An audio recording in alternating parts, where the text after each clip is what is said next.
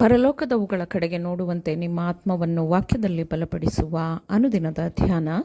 ಇಂದಿನ ಧ್ಯಾನದ ಶೀರ್ಷಿಕೆ, ಪ್ರತಿಯೊಬ್ಬ ಮನುಷ್ಯನಿಗೂ ಅವನ ಕೆಲಸವನ್ನು ಕೊಡಲಾಗಿದೆ. ಈ ದಿನದ ಸತ್ಯವೇದದ ವಾಕ್ಯ, ವೈರಿಯು ಪ್ರಳಯದಂತೆ ಬರುವಾಗ ಕರ್ತನ ಆತ್ಮನು ಅವನಿಗೆ ವಿರೋಧವಾಗಿ ಧ್ವಜವೆತ್ತುವುದು. ಯೆಶಾಯ 59ನೇ ಅಧ್ಯಾಯ 19ನೇ ವಚನ. ತಣ್ಣನೆಯ ಹೃದಯಗಳಾಗಿರುವ, ಸ್ವಾರ್ಥ ಜೀವನವನ್ನು ನಡೆಸುವ, ಆದರೆ ಕ್ರೈಸ್ತರೆಂದು ಹೇಳಿಕೊಳ್ಳುವ ಜನರು ಕ್ರಿಸ್ತನಿಗೆ ಅಸಹ್ಯವಾಗಿರುತ್ತಾರೆ. ಉಗುರು ಬೆಚ್ಚಗಿನ ಕ್ರೈಸ್ತರು ನಾವಾಗಿರಬಾರದು. ಇತರರೊಂದಿಗಿನ ನಮ್ಮ ನಡವಳಿಕೆಯಲ್ಲಿ ನಾವು ನಿಷ್ಕರುಣಿಗಳಾಗಿಯೂ ಉತ್ಸಾಹವಿಲ್ಲದವರಾದ ಕ್ರೈಸ್ತರಾಗಿಯೂ ಇರಬಾರದು. ಧೈರ್ಯ ಮತ್ತು ಭರವಸೆ, ನಿರೀಕ್ಷೆಗಳ ವಾತಾವರಣವು ನಮ್ಮನ್ನು ಸುತ್ತುವರೆದಿರಲಿ. ನಾವು ನಮ್ಮ ಸುತ್ತಲಿನವರೊಂದಿಗೆ ಹಿತಕರವಾಗಿರುವಂತಹ ಮತ್ತು ಪ್ರೋತ್ಸಾಹದಾಯಕವಾದ ಮಾತುಗಳನ್ನು ಆಡೋಣ. ದೇವರ ಸತ್ಯವನ್ನು ಪಾಲಿಸೋಣ, ಕಾಪಾಡಿಕೊಳ್ಳೋಣ. ನಾವು ನಿತ್ಯ ಜೀವವನ್ನು ಪಡೆಯುವಲ್ಲಿ ಯಶಸ್ವಿಗಳಾಗಬೇಕು. ಇಲ್ಲವಾದಲ್ಲಿ ನಾವು ಹುಟ್ಟದೇ ಇರುವುದೇ ನಮಗೆ ಉತ್ತಮವಾಗಿತ್ತು.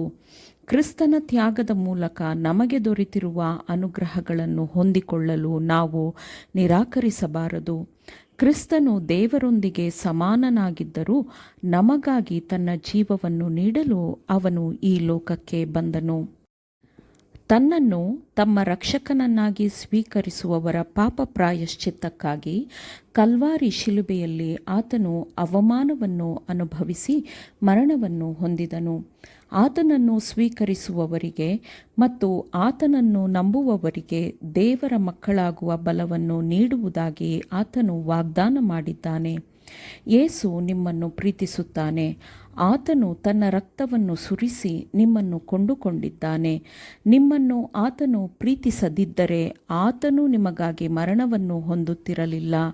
ನೀವು ಆತನಿಗೆ ವಿರುದ್ಧವಾಗಿ ಕೆಲಸ ಮಾಡುವಾಗ ಆತನ ಪ್ರೀತಿ ತುಂಬಿದ ಹೃದಯವು ದುಃಖಿಸುತ್ತದೆ, ಏಕೆಂದರೆ ನಿಮ್ಮ ವಿಮೋಚನೆಗಾಗಿ ಆತನು ಮಾಡಿರುವ ಯೋಜನೆಗೆ ನೀವು ತಡೆಯೊಡ್ಡುತ್ತೀರಿ. ದೇವರು ತನ್ನನ್ನು ವಿರೋಧಿಸುವವರನ್ನು ಆಶೀರ್ವದಿಸಲು ಸಾಧ್ಯವಿಲ್ಲ. ಅವರೆಲ್ಲರ ಆತ್ಮಗಳಿಗೆ ಬೆಳಕು ಮತ್ತು ಪ್ರೀತಿಯನ್ನು ತರುವ ಸಮಾಧಾನ ಮತ್ತು ಶಾಂತಿಯ ಮಾತುಗಳನ್ನು ಸ್ವೀಕರಿಸದೆ ಅವುಗಳನ್ನು ನಿರಾಕರಿಸುವವರನ್ನು ದೇವರು ಎಂದಿಗೂ ಆಶೀರ್ವದಿಸಲು ಸಾಧ್ಯವಿಲ್ಲ. ಪ್ರತಿಯೊಬ್ಬ ಮನುಷ್ಯನಿಗೂ ಅವನ ಕೆಲಸವನ್ನು ನೀಡಲಾಗಿದೆ. ದೇವರೊಂದಿಗೆ ಸಂಪರ್ಕ ಹೊಂದಿದವರು ಆತನೊಂದಿಗೆ ಕೆಲಸ ಮಾಡುವ ಮೂಲಕ ತಮ್ಮ ಮತ್ತು ದೇವರ ನಡುವಿನ ಸಂಪರ್ಕವನ್ನು ಪ್ರಕಟಪಡಿಸುತ್ತಾರೆ.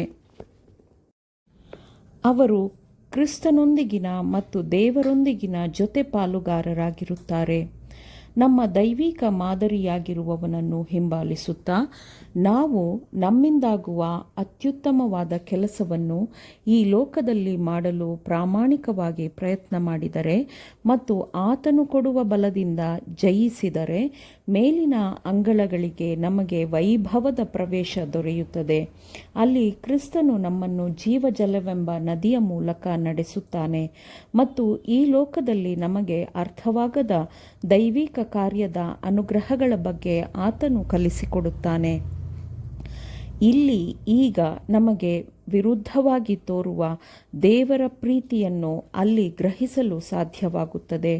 ಕ್ರಿಸ್ತನಂತಹ ಗುಣಗಳಾಗಿರದವುಗಳನ್ನು ನಮ್ಮಿಂದ ತೆಗೆದುಹಾಕಲು ಮತ್ತು ನಮ್ಮ ಬಲಹೀನತೆಗಳನ್ನು ನಮ್ಮಿಂದ ತೆಗೆದುಹಾಕಲು ನಮಗೆ ಶೋಧನೆಗಳನ್ನು ನಮ್ಮ ಜೀವನದಲ್ಲಿ ಅನುಮತಿಸಲಾಗಿರುತ್ತದೆ ಎಂದು ನಾವು ಅಲ್ಲಿ ನೋಡುತ್ತೇವೆ.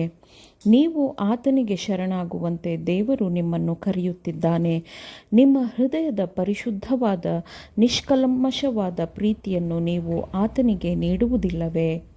ನೀವು ಶ್ರೀಮಂತರಾಗಲು ಬೆಂಕಿಯಲ್ಲಿ ಪರೀಕ್ಷಿಸಲ್ಪಟ್ಟ ಚಿನ್ನವನ್ನು ನೀವು ಆತನಿಂದ ಸ್ವೀಕರಿಸುವುದಿಲ್ಲವೇ?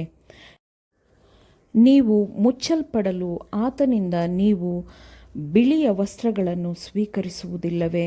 ನೀವು ಸ್ಪಷ್ಟವಾಗಿ ನೋಡುವಂತೆ ಆತನು ತನ್ನ ಪರಲೋಕದ ಅಂಜನದಿಂದ ನಿಮ್ಮನ್ನು ಅಭಿಷೇಕಿಸಲು ನೀವು ಆತನಿಗೆ ಅನುಮತಿ ಕೊಡುವುದಿಲ್ಲವೇ? ಆಮೇನ್. ದೇವರ ವಾಕ್ಯಗಳನ್ನು ಶ್ರದ್ಧೆಯಿಂದ ಆಲಿಸುವವರು ಮಾತ್ರವೇ ಆಗಿರದೆ ಪಾಲಿಸುವವರೂ ಆಗಬೇಕೆಂದು ನಿಮ್ಮನ್ನು ಉತ್ತೇಜಿಸುತ್ತೇನೆ. ಪರಿಶುದ್ಧಾತ್ಮನ ಸಹಾಯದಿಂದ ಆಲಿಸಿದ ನಿಮ್ಮೆಲ್ಲರಿಗೂ ಧನ್ಯವಾದಗಳು. ಮತ್ತೆ ದೈನಂದಿನ ಧ್ಯಾನಕ್ಕಾಗಿ ನಾಳೆ ಸಂಧಿಸೋಣ. ಆಮೇನ್.